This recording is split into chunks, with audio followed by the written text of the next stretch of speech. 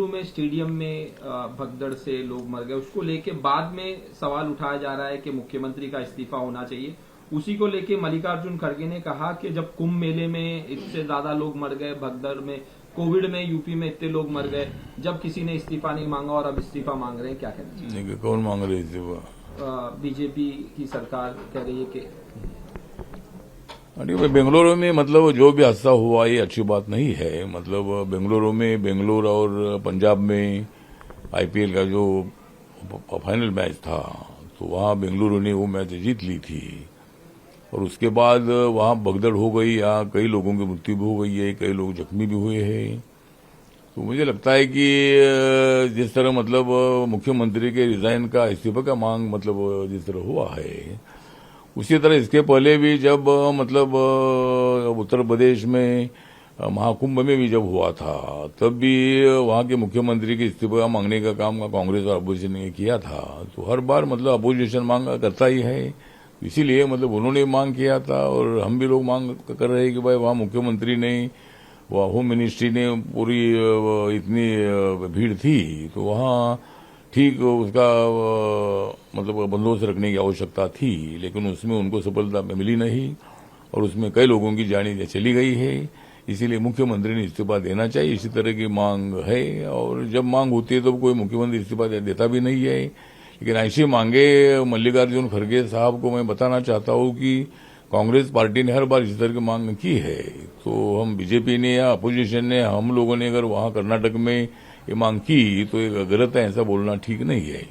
Sir, Karnataka में caste census के बारे में कहा जा रहा है, चीफ मिनिस्टर कह रहे हैं सिद्धारमैया कि 10 साल हो गए और ये जो है पुराना कास्ट सेंसस है, कंप्लेंट आ रही है, इस तरह से बयान दिया जा रहा है। मुझे लगता है कि सिद्धारमैया जी कर्नाटक के मुख्यमंत्री है, वो कांग्रेस पार्टी के है, पहले जनता दल में भी वो रहे हैं और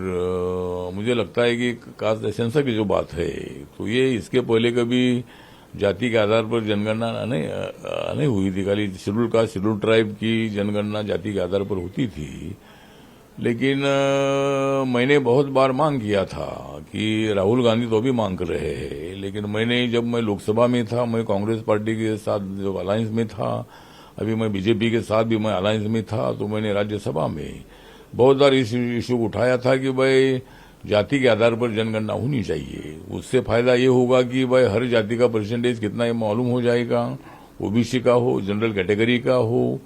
हर जाति का, हर धर्म का पॉपुलेशन का कितना है उसकी जानकारी मिलेगी। और माननीय नरेंद्र मोदी सरकार ने बहुत बड़ा ऐतिहासिक निर्णय ले लिया है और अभी जाति के आधार पर जनगणना शुरू हो रही है।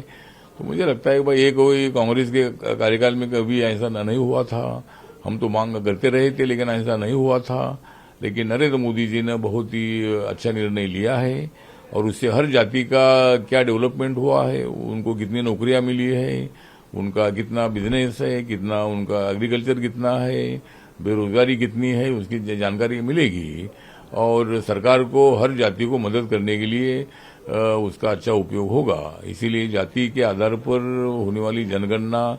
हर जाति के लिए फायदेमंद है और कांग्रेस पार्टी के जमाने में ऐसा कभी नहीं हुआ था, जाति के आधार पर जनगणना करने का निर्णय।